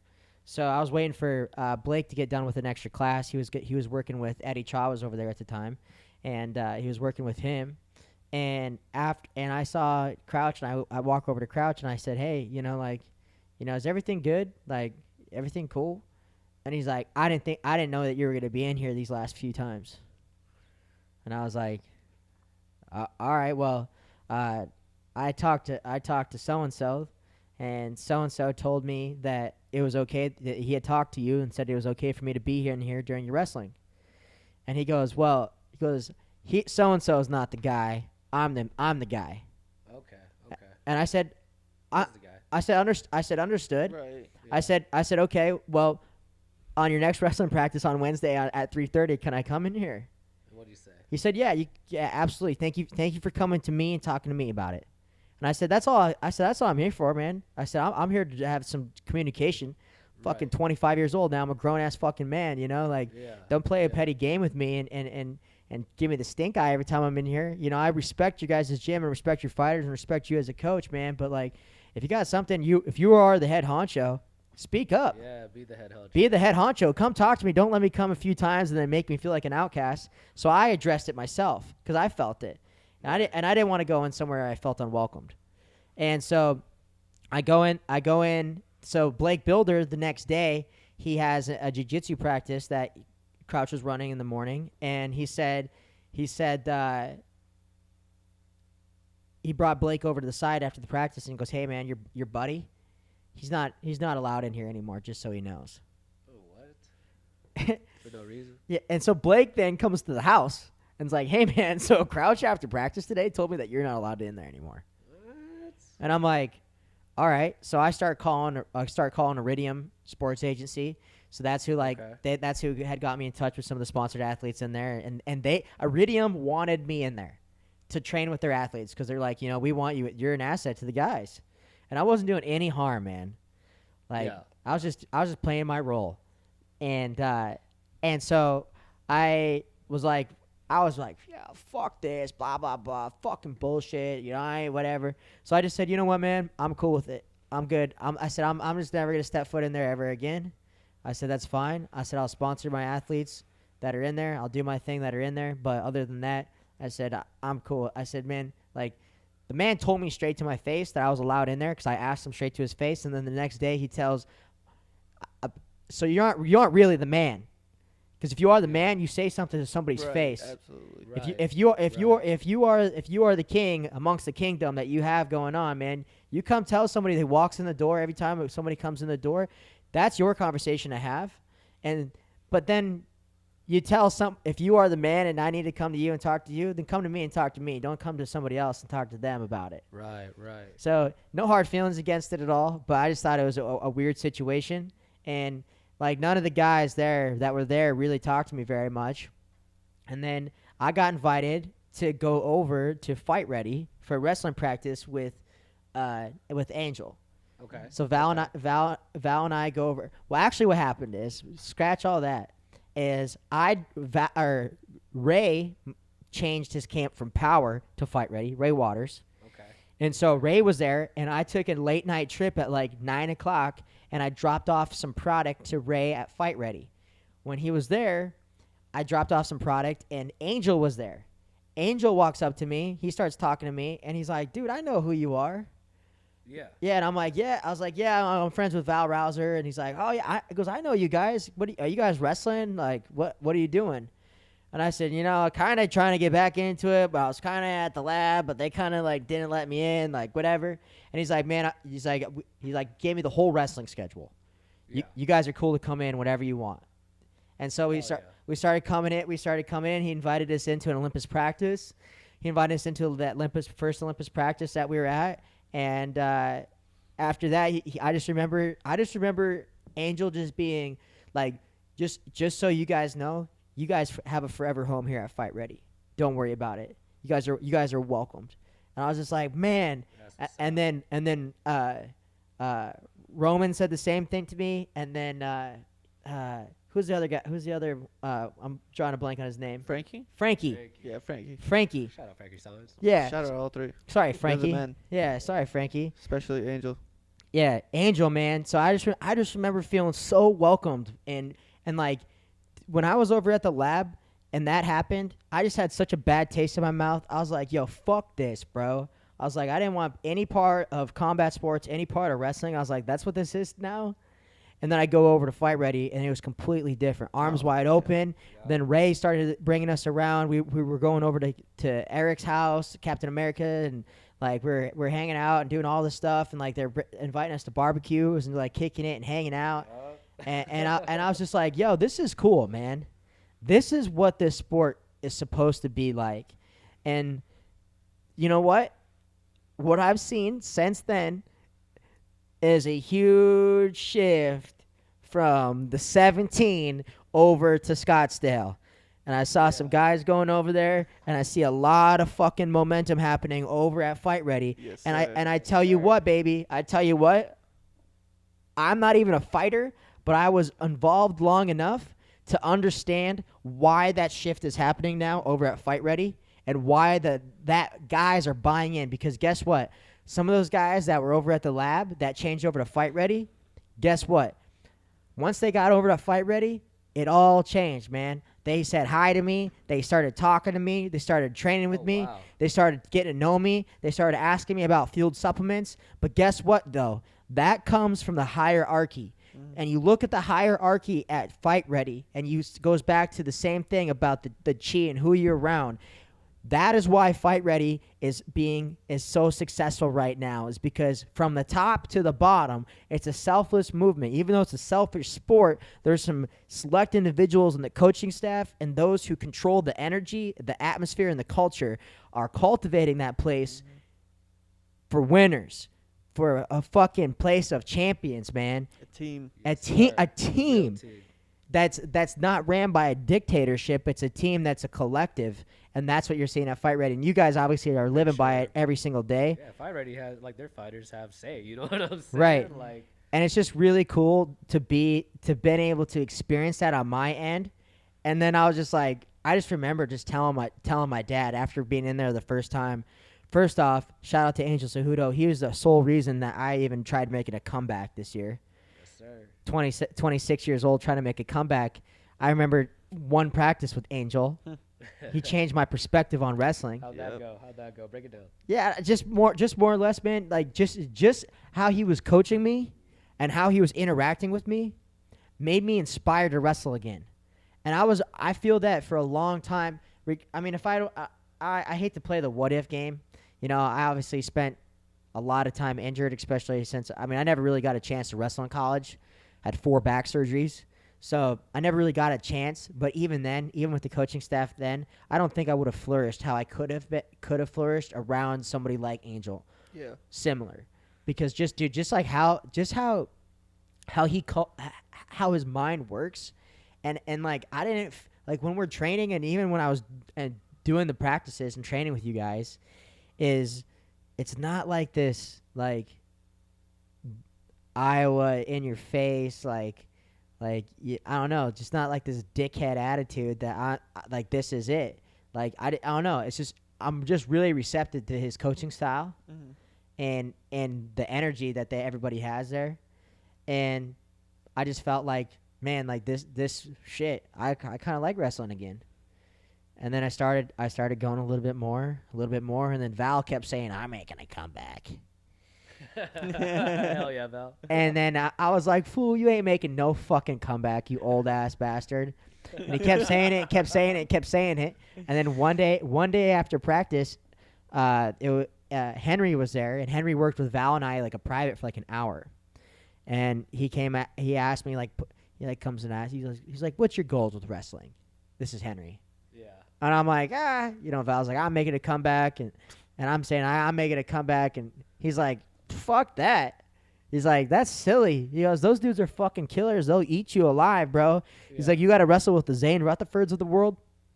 And I'm like, yeah, I know. I get it. That's why I'm going down to 134 and a half pounds, you know? And even then, at 134 and a half pounds, there's some killers. Savages. In the freestyle. And I said, I don't really even know what I'm doing. I said, I'm really just kind of getting in shape. And he goes, well, you know what you should do is you should start fighting. And I go, no.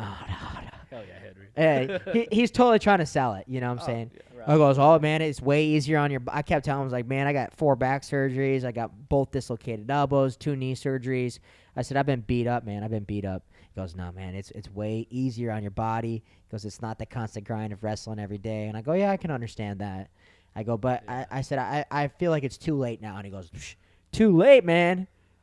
Too late. And he tells me his story. He's like, and I'm like, yo, first off, Henry, bro, we are 2 completely different people, man. Like, I believe in myself. I know I definitely have some ability, but bro, you're America's at one time's youngest Olympic champion. There's a little bit difference between us here. Ever. Yeah, ever. Right. You know, I said, I appreciate your sales pitch, you know, but then I kept coming back, and then pretty soon I had this connection where I was supposed to open a wrestling room with Arizona Christian University, and the whole situation fell through about me opening a wrestling room with them. Yeah. And then I kept training at Fight Ready, and then I texted their head coach at Arizona Christian. I said, hey, you can call me crazy and you can tell me to kick rocks, but... And then I sent him about 4 pages worth of information and some things, and essentially like a demand of like what would have to go down, like how things would have to be, and like some stipulations on me making a comeback. And he said, let's talk Wednesday. Ooh. And then and then I tried making that comeback. But I will say is like, man, I like you guys are definitely blessed to have Angel Cejudo, and I definitely know that you understand that. But there's just seeing the dichotomy of what you could be coached by to what is literally fucking 20 miles apart. Yeah, believe it or not, Right. Angel is actually the sole reason that I am there, or how I managed to get there as well. 'Cause I used to I came out one summer with my buddy. Actually, just ran into him at a camp my little brother was going to. His name's Dalton Brady, and they were wrestling, him and another guy named Max Mejia, and they like wanted me to join in because like I think my mom had gone up to his dad and told him like that I had qualified for NCAA's the year before, so he's like, yeah, like bring him over, like let's wrestle, and like we just hit it off so well. I basically started staying at his house 6 out of 7 days because I was training for my senior year, and at night his dad would take us to Fight Ready. This is before I even knew like I was even gonna. I mean, like I had some fights at the time, but I wasn't sure if I was gonna do it full-fledged when I was done with college. Right. And so we go over to Angel, and honestly, just like you said, like the way he coaches is so, cause like I've been through that Iowa style. Right. Izzy went to Iowa his Right. first year out of college. I know what Iowa style is. I know what I know that I've been in those deep, dark holes where it feels like you're basically going to die and you just getting yelled at the whole time. You know what I'm Right, saying? right. And to go from that all the way to the outside of the spectrum, which is Angel, but still with elite world-class level technique, minus the whole murderous grind, it just like you said, made me fall in love with wrestling again. Right. Made me feel like I was like, oh, like I was excited to come back in instead of like being like, all right, I gotta get myself mentally prepped basically for war every day. You know what I'm saying? So yeah, and the way Angel got me there is I was actually randomly out in Arizona for my uncle's wedding, and I decided to take my ex-girlfriend at the time to Dave & Buster's in Tempe. And they, supposedly at the same time that day, just so happened, Angel and all those guys were celebrating Henry's win over Demetrius. So I take this girl in there, and my parents at the time used to live here in Arizona. And I didn't tell my mom that I was out here at my uncle's wedding because she doesn't get along with her brother, basically, who's my uncle. Right. And I waiting for her to come out of the bathroom, and like I turn around, I hear someone call my name, and it's Angel's daughter, Genesis. And I'm like, oh no, because that means my parents have to be somewhere nearby, because if she's calling me, then I know there's some sort of related like part, unless just the Cejudos are here. And then I turn, and my little brother's there, and I'm like, oh shit, because I didn't tell anyone. And then I'm still waiting for the girl, because I'm like, all right, maybe I can get the girl if we can just dip and go somewhere else. Because like, my little brother would come for me. Yeah, exactly. Yeah, I'm like, come on, get out of the bathroom. And then it was too late. My mom and Angela came around the corner together. And they were like, Jared? Because I was like, obviously I didn't say anything. And I was just like, hey, Mom. Like, at the time, I was living in Illinois, so finishing up college. So she had no idea it was in Arizona, basically cross country where she lived. I didn't tell her. Because if I told her that I came all the way out for my uncle's wedding, she would have chopped my head off. Right. Because at the time they weren't talking. So basically in Persian families, if you're not talking, you ain't talking either. Or else you're on their side. Right. So I'm basically here caught with my pants down. You two-faced, Jared. Hold up. Whole lot of gigs. Listen. Aman is on his I'm shit. here. Iman. I am here for what's right. So I wasn't. Right, I didn't the agree. truth. I didn't agree with necessarily the reason they were arguing. So I was like, whatever. That's not my beef. I don't have any portion of it. All right. Yeah. Anyway, so then finally the girl comes. So like, Angela's like, hey, let me go bring you to Angel. And I'm like, all right, but I'm here with someone. And then my mom and Angela are like, oh, really? And my ex-girlfriend at the time comes out of the bathroom, and then my mom's like, what the, like. He's like, well, damn. So that was kind of interesting. My dad comes over and sees me too, and he's like, what the hell are you doing here?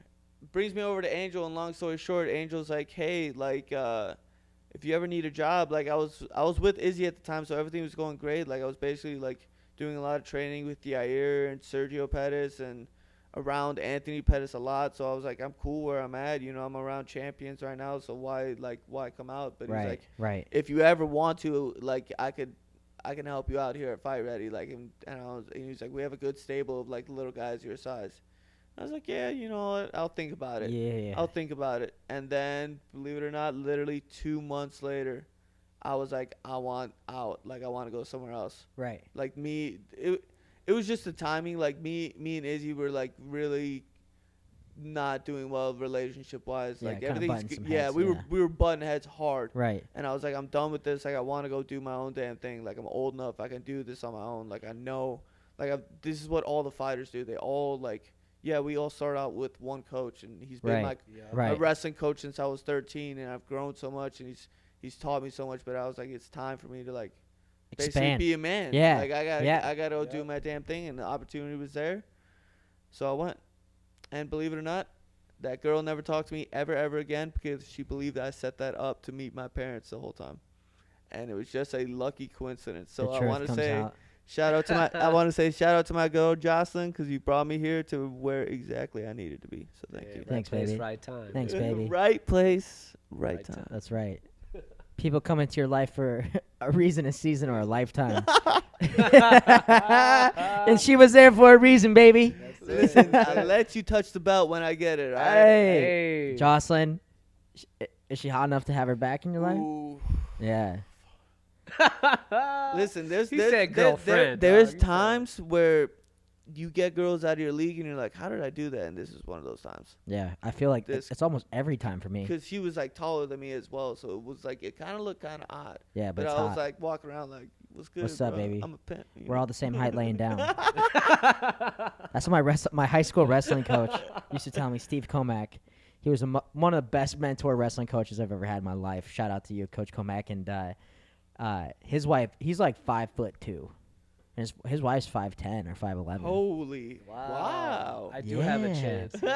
Yo, but Derek said there's no, hope. There he's- is hope, I'm baby. like, we always like, I see what you did there, coach. He's like, breeding stock, man.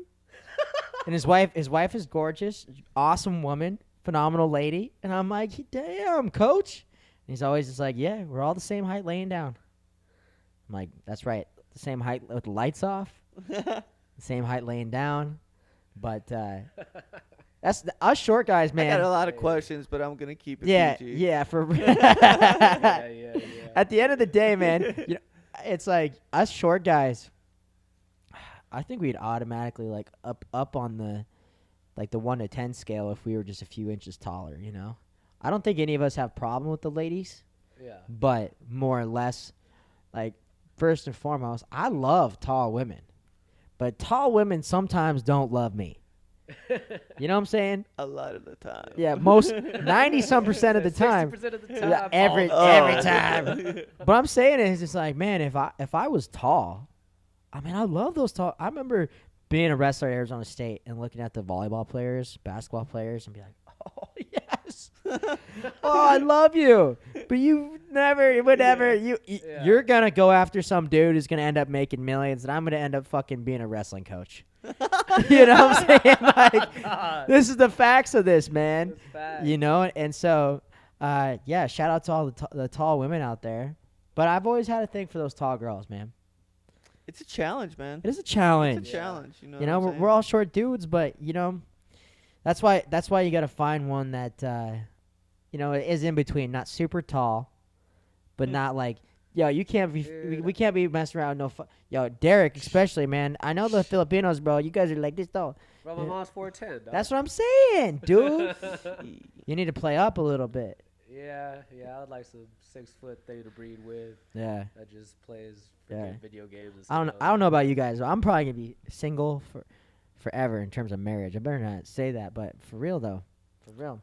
I just think You it's heard it generally a different time right now. Especially, I want to almost say that like the veil has been taken off people's eyes as far as the mirage of like what marriage is right. and like what you've been sold what it is and what it's Right. going to provide to you. So I feel like minus that, I would say it would take a really, really special person for me to want to be like, yo, I want to get married. Cause like, dude, I'm like, I heard someone be like, yo, a divorce is 10 grand. I was like, yo, no way I'm getting married ever. I'm out. Right. What, 10 grand? Cause I just said, I want to love you forever and I got to pay 10K because you said you changed your mind or Right. I changed my mind. And that's a cheap one. That's a load of shit. Yeah, it's a cheap one. My Imagine having some language. success. I know, right? And then Yo. they're going to come after your Yeah, money. yeah, And some- and some- it's just a lot of problems It's that a lot I don't of problems, need. right? Especially kind of goes back to the thing about, you know, minimizing your distractions. Yes. And I guess I'm in a little bit different of a realm, but I'm also in the same realm. It's like, you know, when people ask me like, what do I do? What do I do for fun? I'm like, well, it's 10 o'clock on Tuesday night. This is what I'm doing for fun. And I read books and I go hiking and camping and right. like my vocation is essentially a vacation to me. Like, this is fun to me. What else do you like fun besides working out? Wow, I really, really like working out. I don't really know, like, It's a passion of yeah, mine. like I don't know, like, well, what would you do? Like, I'm literally doing all the things that I want, that I would do if I had a bunch of money. Does that mean we're simple men? Like No. us three right here? No. You know what I'm saying? Not like simple, but like we are doing exactly what Right. we love. But I think that should be more on the side of noble, because I mean, I think there's a lot of, because here's how I look at it, man, is a lot of people live their whole life doing shit that they hate to impress people that they don't like, to have the car and the house and the shit that they don't really fucking care about, to live the quote unquote perfect life, to wake up one day 40 some years old, to have to divorce their wife, to be a lonely fuck with a few bastard children. And here they are. They just spent 40 some years with somebody that they don't want to really be with, in a life that they don't really want to have. And that's the reality of it. But for me, and this is kind of like what Jared said about having somebody really special come around. Now, I'm not going to turn down the idea of it, because if somebody is really special, but they would really have to fit into the master plan. Yeah. and what's going on. Yeah. And the simplicity of who we are as men, I think that creates. I mean, if you're not that simple and you give a shit about all the extracurricular things that are time wasters, then you guys know for a fact if you guys do those things, you're just not gonna get where you want to be. Mm-hmm. True. You can't. And once you change your perspective, like people are like, well, what do you do for fun? I'm like, man, my life is fun every single day. My life is fun. I don't really know. Like, that's my answer to it. And are we simple-minded? No. Are we simple men? No. Maybe I in wasn't saying simple, man. I was saying simple as like we already got what we, you know. right. I know for real. passionate. Yeah, I That's get what you. I meant to Yeah, as yeah. simple. But that's all. But I think to have that passion, I think it makes you guys complex, because when you really break it down and you think about it, is like, look how many motherfuckers think they know what they want, but they don't really know what they want, and they're doing a bunch of shit that they don't really like doing, and they're trying to impress a bunch of people and do all this shit and hang around and do all these things and go all these places and act a certain way and dress a certain way and talk a certain way and do all these different things, but at the core of it, they don't really know what they want. It's almost like they're convincing you that they're convinced. Right, exactly. You know what I'm saying? But then you're like, man, I just like to fucking wake up every morning. I like to drink my coffee, and I like to go fight people. Yeah, pretty much. You know what? I wouldn't say it's like we're simple people or a simple life, and the reason I say that is because I feel like I've designed my life like this. Like Same. I've personally crafted it to be like this because I've been on both sides of the coin. I've been in that deep darkness of not being necessarily what you would quote unquote call a good person, and I've lived that life where it's like, all right, I'm sober and I'm not doing anything, and I'm kind of just trying to be quote unquote good. So I've been on both spectrums of the coin, and I've seen both sides, and I know what I want. Right. So I've designed it to the point where I have what I want, which is zero distractions from anything of my goal, which is world champion. And because you don't like, and to not sound cliche, but you only get one life. You only get one chance at this. Right. You get one chance. And I don't want to be 70 or 80 years old and be like, dude, I coulda, shoulda, woulda, didn't because of this. The drunk guy at the bar. Because of this. Yeah, I don't want to have some girlfriend come into my life and emotionally distract me the whole time. Right. Or I don't want to have a kid that I cannot fully dedicate myself to my craft because of, or a house or a car or anything.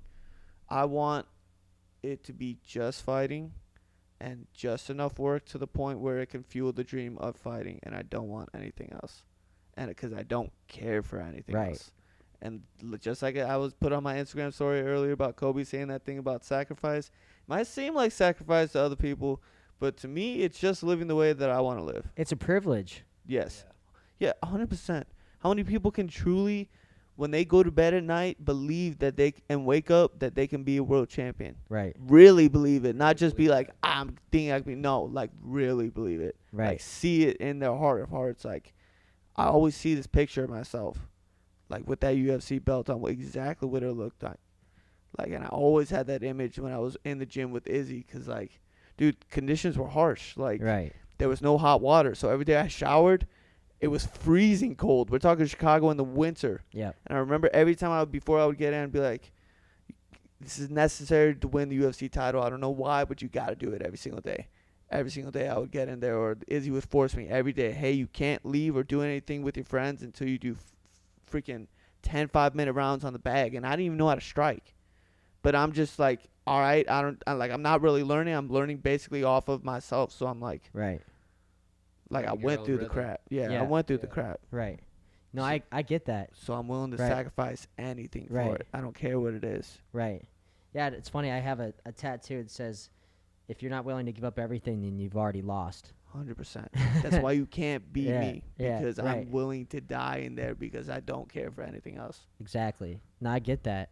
And that's how I am. That's how I am in business right now, and in my life, is cultivating that lifestyle where, like, there's nothing that I'm not willing to commit to and develop to hone in on my craft and my skill set and continually evolve and transform into somebody that is in that position. I know I'm capable of the goals, dreams, and aspirations, but now it's the beautiful journey of being able to develop into that person. Mm-hmm. And over time, that's going to happen. It's just like it's going to be fun to really see the fruition and the growth of this podcast over the next 5 years.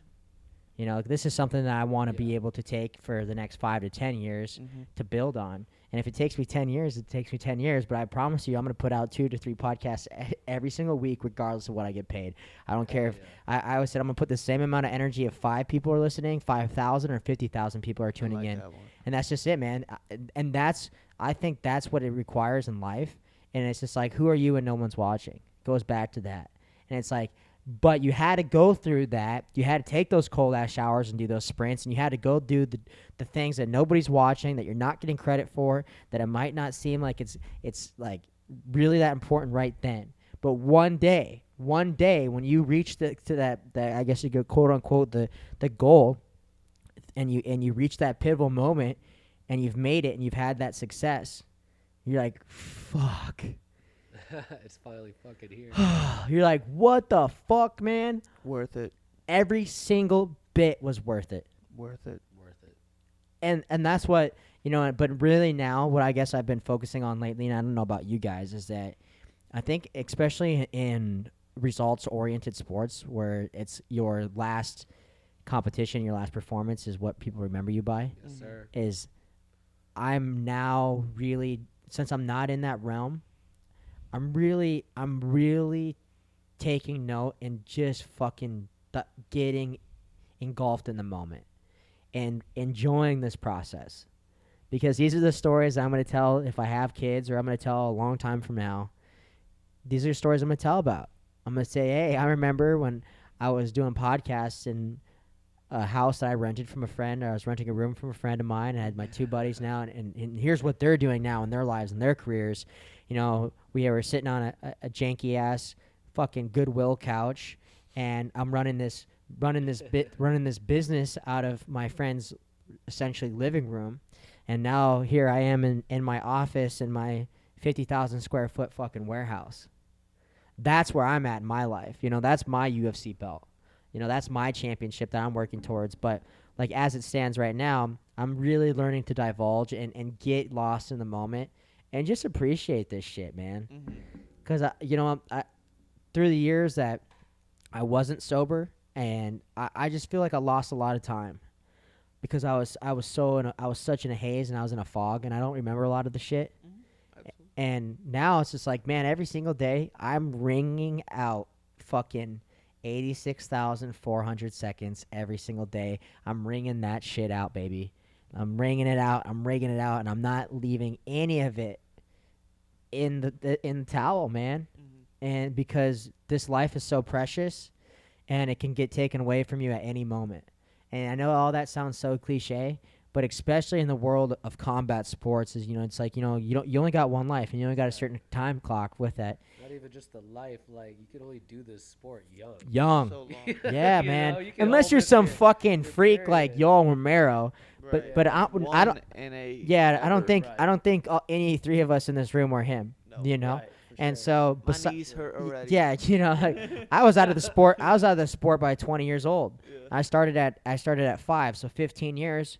You know, I was out of the sport, and you know, you don't have a long time clock with this sport, and you know, you got to make the most out of every single day. And I truly believe that principle in itself is, if you can like live your life truly by that, and I know that you guys are, is the transformations and the paradigm shifts and like the levels of consciousness that you can really transcend through that, because you are so committed to your craft and so committed to your skill set that you're that focus, that laser-like focus, brings you in a space that not many people can really bring themselves in that space. And then when it's all done, when the last punch is thrown and the last drip of blood is on the canvas, and you walk out of the cage for the very last time, when it's all done, my wish for you guys and for anybody who participates in the sport, my wish is that when you walk out and it's done, you say, you know what?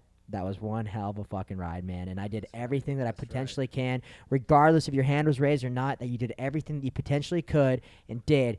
And you know what? I'm happy. I'm happy with it. And that comes down to that sacrifice every single day, being willing to do this, because at the end of the day, it's a privilege to be able to step into that cage, step into the octagon, and fight another man, and live to tell about it for another day. You know, it's crazy. It's like winning and thinking about what's crazy is like winning and thinking about world titles and stuff. I kind of broke it down like just the other day, where I was like, what if you get a world title but you still don't fight the best? You know what I'm saying? Maybe you are UFC champion Right. at once, but maybe then you don't defend your title. Say something like that. So I have it written down now where forget the world title. I just want to fight the best of my era. Right. Because we're here for that short of time. That's what we're here for. Right. Does that belt matter if you're not adding names to that to your hit list? Right. You know what I'm saying? So that's just like a different take on it. Yeah. Because I used to be like, oh yeah, dude, world title. And now like I'm looking into like some champions like reigns, and I'm like, some of y'all didn't even have a reign. Right. You know. And like there's Conor there's a McGregor. lot of fighters that, yeah, exactly, that maybe don't even Right. get that title. But man, the people that they ran through Oh shit. to get to where they Right. are. Right. So just thinking of just That's just cool. a little something Yeah. different. Right. You know, world title's cool. Right. It's all cool, man. You know, world when title's cool. you break it all down, it's cool, but like that's a good perspective to have, you know, and that kind of brings it down to, you know, just enjoying the process, enjoying the journey and the opportunities that are at hand, because, you know, it's so short-lived. And I mean, literally it could be a year, 2 years. Once you make the big show, you know what I'm saying? Right. You know, right. you know, you wish you want it to be a 10-year time frame, or 5 years, or whatever it is, or 3 years, or whatever it is. Fuck you, coronavirus. You know, but right now. like who you know, who knows, man? Like tomorrow is unpredictable, so what you put in today is gonna reap. You know, it's what you reap is what you sow. You know, and that's just it. You know, you cultivate that garden, and you tend to it, and you take care of it, and you water it, and you pull the weeds, and you pluck them, and you get rid of the weeds in your life, and you cultivate your life to exactly what you want to have to come to fruition, and that's what's happening in your guys' lives, and that's what's freaking awesome. So, with that, I'm probably gonna close her down. We Yes, could sir. probably talk forever tonight. Forever. But forever. we'll definitely have you guys come back on at a later time. Hope you guys had a lot of fun, and you know, I really appreciate you guys hopping on here, and first and foremost, just really believing in the dream of field supplements, and just like where you guys are at in your careers is really kind of where I'm at in my business. Is Yes, you know sir. is first into the fruition, and we're in our third year. It'll be 3 years in October. Obviously, I've been at this game for a long time, but I'm fresh. This is a new sport for me, man. Yeah, I've been in man, business yeah. for a long time, since I was 18. But you know, I'm a business owner now. So I mean, everything that you see in this room that is mine. I own it. So it's kind of a cool situation to have young individuals like ourselves. I say we're relatively young in the grand scheme of things. And it's cool to have guys like you to come on the show and believe in the vision of this, and believe in our company and our products and our supplements, man. It really means a lot to me. Hey man, I'm glad to be part of the culture.